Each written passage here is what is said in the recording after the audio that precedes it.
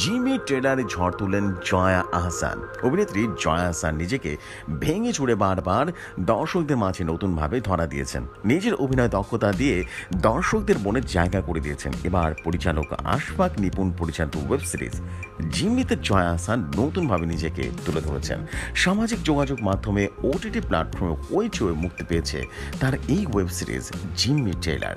Share করা trailer দেখা যায় যে সাধারণ সরকারি চাকরিজীবী রুনা রায়নার চরিত্রে রয়েছে জয়া আহসান এবং ট্রেলারে আরও দেখা যায় মধ্যবিত্ত গৃহিণীর এক গল্পকে কেন্দ্র করে এই গল্প এগিয়ে যাবে।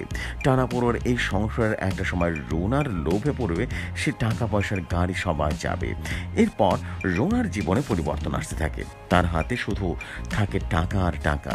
এত টাকা পেল কোথায় রুনা তা জানতে হলে আপনাকে দেখতে হবে জিম্মি। ঈদ উপলক্ষে 28 মার্চ হইচইতে মুক্তি পেতে যাচ্ছে এই ওয়েব সিরিজটি। প্রসঙ্গত আশরাফ নিপুণ পরিচালিত এই ওয়েব সিরিজে আরও অভিনয় করেছেন ইরেশ জাকির, শাহরিয়ার নিজাম, জয়, রাফিউল কাদের রুবেল, প্রান্তর দোস্তিয়ার, মাহমুদুর আমল এবং আশোক ব্যাপারী সহ আরও অনেকেই।